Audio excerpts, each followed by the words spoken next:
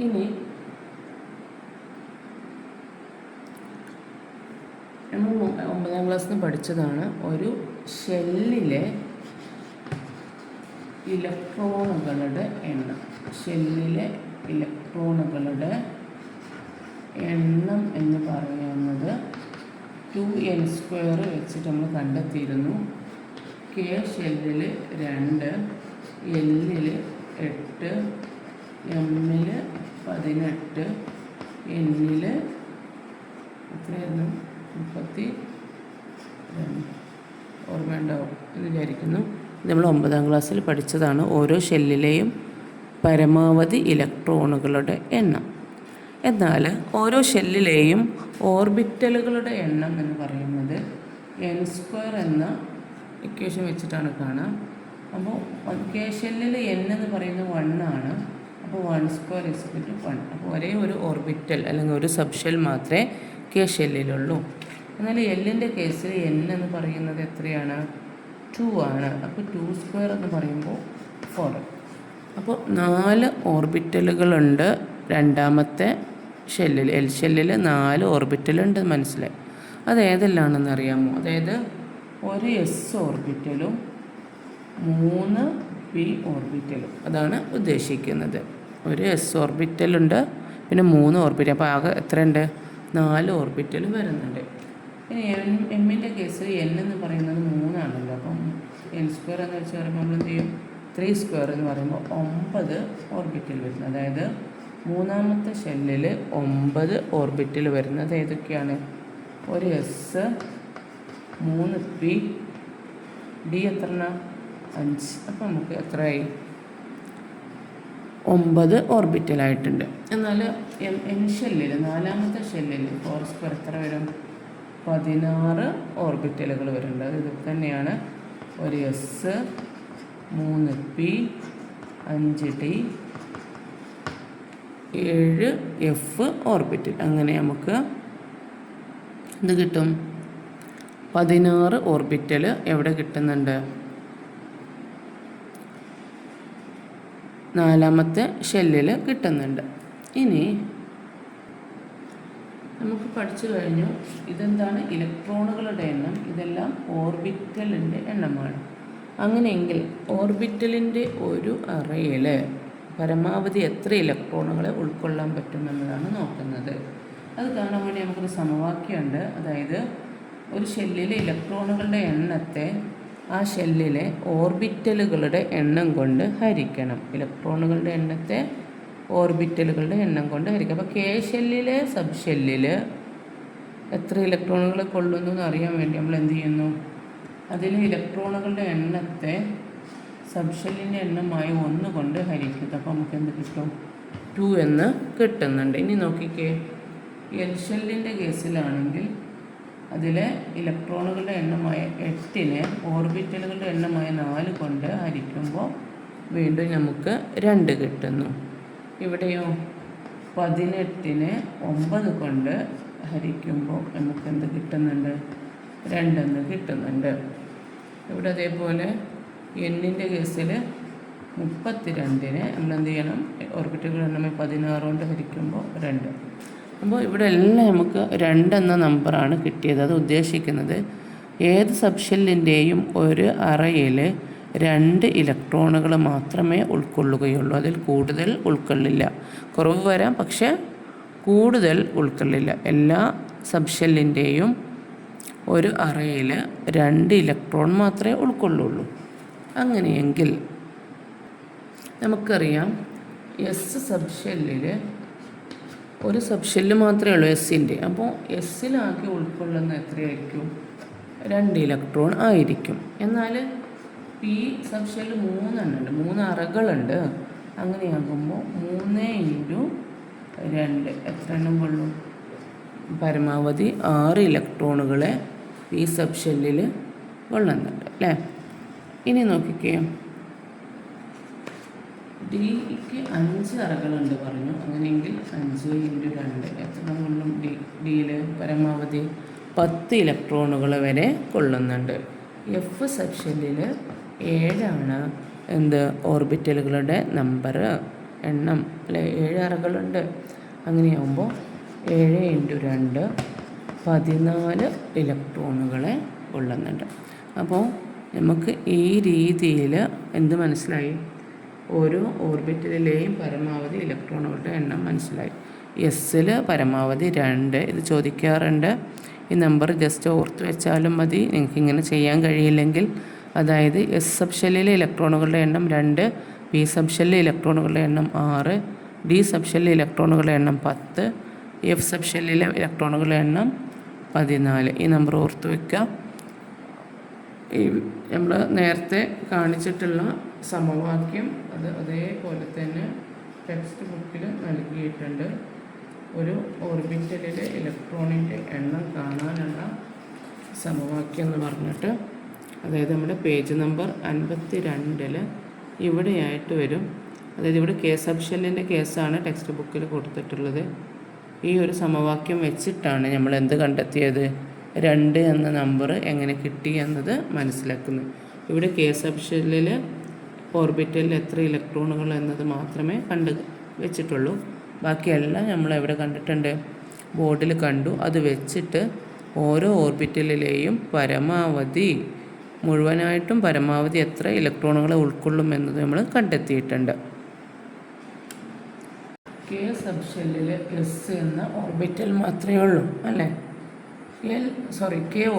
K ഷെല്ലിൽ S എന്ന sub shell മാത്രമേ ഉള്ളൂ.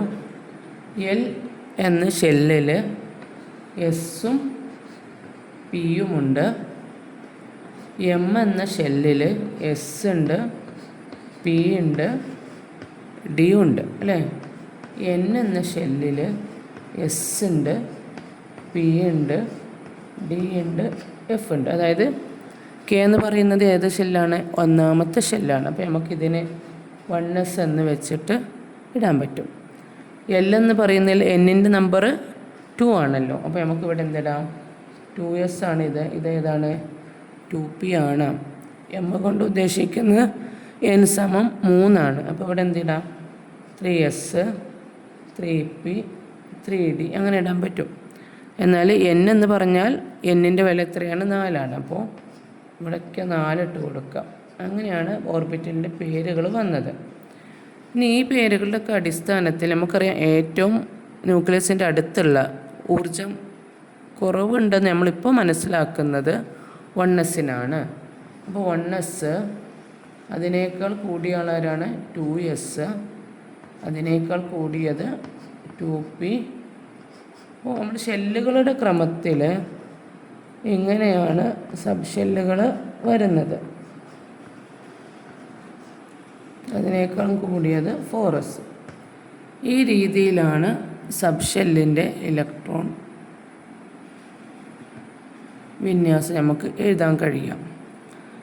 എന്നാൽ ശരിയായ രീതി എന്ന് പറയുന്നത് ഊർജത്തിൻ്റെ വ്യത്യാസം അനുസരിച്ചാണ്. അപ്പോൾ ഇതിലെല്ലാവർക്കും ഒരേ ഊർജം തന്നെയാണോ നമുക്കൊന്ന് കണ്ടെത്തണം. അതിന് വേണ്ടിയിട്ട് ഒരു ഇക്വേഷൻ ഉണ്ട്. അതാണ് n+l വാല്യൂ. അതായത് എന്നിൻ്റെയും എല്ലിൻ്റെയും തുക കൂട്ടിവെക്കുകയാണ് ചെയ്യുന്നത്. n+l value. അപ്പോൾ 1s എന്ന സബ് ഷെല്ലിൻ്റെ കേസിൽ n+l വാല്യൂ, n എന്ന് പറയുന്നത് 1 ആണ്, പ്ലസ് എസിൻ്റെ വില എത്രയാണ്? 0 ആണല്ലോ. അപ്പോൾ എത്ര കിട്ടുന്നത്? 1 തന്നെയാണ് കിട്ടുക. ഇനി നോക്കിക്കേ, 2s-ൻ്റെ കേസിൽ 2 + 0 അപ്പോൾ 2 കിട്ടും. 2p-യുടെ കേസിൽ 2 ആണ് ഇവിടെ ഉള്ളത്. പിയുടെ വില എത്രയാണ്? 1 ആണ്. അങ്ങനെയാകുമ്പോൾ 3 എന്നാണ് കിട്ടുന്നത്. 3s-ൻ്റെ കേസിൽ ഇവിടെ 3 ഉണ്ട്, എസിൻ്റെ വില 0 ആണ്. അപ്പോൾ വീണ്ടും 3 കിട്ടുന്നുണ്ട്.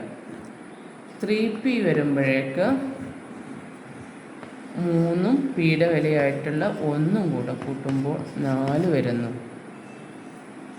ദെൻ 3d ആണെങ്കിൽ 3-ഉം ഡിയുടെ വിലയായിട്ടുള്ള 2-ഉം കൂടെ കൂട്ടുമ്പോൾ 5 വരുന്നുണ്ട്.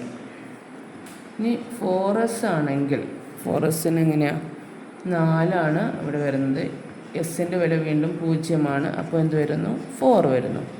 അപ്പോൾ നമുക്ക് ഇവിടുന്ന് മനസ്സിലാക്കാൻ കഴിയുന്നുണ്ട് 3p കഴിഞ്ഞാൽ പിന്നെ 3d അല്ല വരേണ്ടത്, ആരാണ്? 4s ആണ്. അപ്പോൾ നമ്മൾ എന്ത് ചെയ്യണം? ഈ 4sനെ എടുത്തിട്ട് ആരുടെ ഇടയിൽ കൊണ്ടുപോയിടണം? 3pയുടെ താഴെ കൊണ്ടുപോയിട്ടിടണം. 3pയുടെയും 3dയുടെയും ഇടയിൽ കൊണ്ടുപോയിടണം. അപ്പോൾ നമുക്ക് നോക്കാം. ഒരു ഊർജത്തിൻ്റെ ഓർഡറിലാണെങ്കിൽ 1s 2s 2p അതിനേക്കാൾ വലുത് 3s 3p കഴിഞ്ഞാൽ പിന്നെ ആരാ വരുന്നത്? 3d അല്ല, ഏതാണ് വരുന്നത്? 4s ആണ്. എന്നിട്ടാണ് ഏത് വരുന്നത്? 3d വരുന്നത്. അപ്പോൾ സബ്ഷെല്ലുകളെ, ഓർബിറ്റലുകളെ ഊർജം കൂടുന്ന ക്രമത്തിൽ എഴുതുമ്പോൾ നമുക്ക് കാണാൻ കഴിയുന്നത് എങ്ങനെയാണ്? 1s 2s 2p 3s 3p 4s 3d എന്നിങ്ങനെയാണ് എഴുതാൻ കഴിയും. അപ്പോൾ ഇനി ഇലക്ട്രോണുകളെ നിറയ്ക്കുമ്പോൾ, ഈ ഓർബിറ്റലുകളിൽ ഇലക്ട്രോണുകളെ നിറയ്ക്കുമ്പോൾ നമ്മൾ ആ ഒരു ഓർഡറിലാണ് നിറയ്ക്കുന്നത്. നമുക്ക് നോക്കാം. ഹൈഡ്രജൻ്റെ കേസിലാണെങ്കിൽ 1s ആണ് ആദ്യം, അതിൽ ഒരു ഇലക്ട്രോണിന് മാത്രമേ നൽകുന്നുള്ളൂ. എന്നാൽ ഹീലിയത്തിന് 2 ഇലക്ട്രോൺ ഉണ്ടല്ലോ, അതുകൊണ്ട് നമ്മൾ എന്ത് ചെയ്യുന്നു? 1sൽ ആ 2 ഇലക്ട്രോണുകളെയും നൽകാം.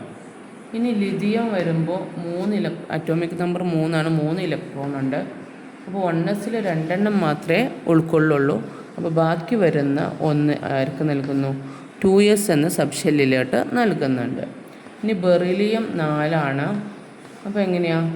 1sൽ 2 ബാക്കി വരുന്ന 2 2sലേക്ക്. ഈ രീതിയിൽ ഇങ്ങനെ നമ്മൾ എന്ത് ചെയ്യും? ഇലക്ട്രോണിനെ ഫില്ല് ചെയ്ത് കൊടുക്കുകയാണ്.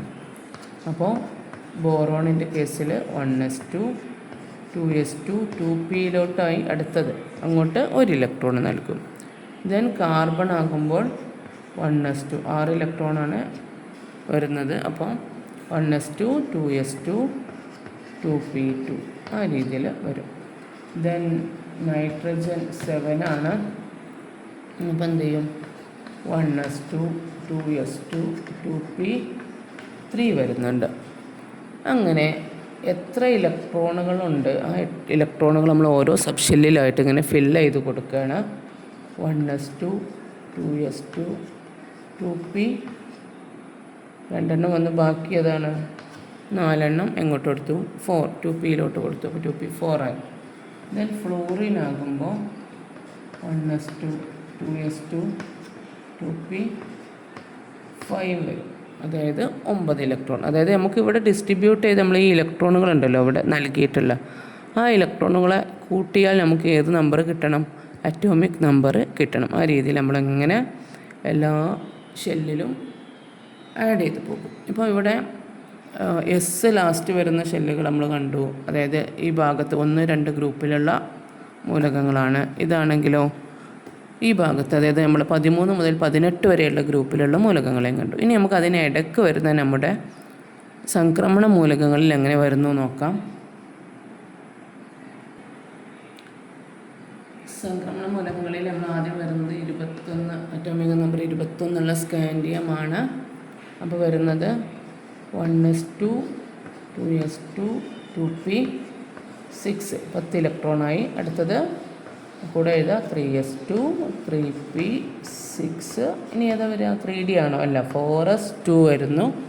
അത് കഴിഞ്ഞപ്പോൾ എത്രയായി ഇലക്ട്രോണുകൾ നോക്കി ആഡ് ചെയ്താൽ അറിയാം 20ആയി. ഇനി 21ാമത്തെ ഇലക്ട്രോൺ നമ്മൾ എങ്ങോട്ടാണ് നൽകുന്നത്? 3dയിലോട്ട്. അപ്പോൾ 3d 1 എന്നായി.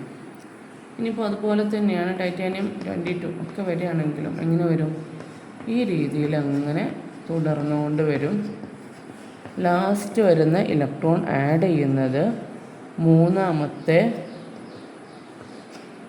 ഷെല്ലിലെ ഡി സബ് ഷെല്ലിലോട്ടായിരിക്കും, അല്ലാതെ 4ലോട്ടല്ല.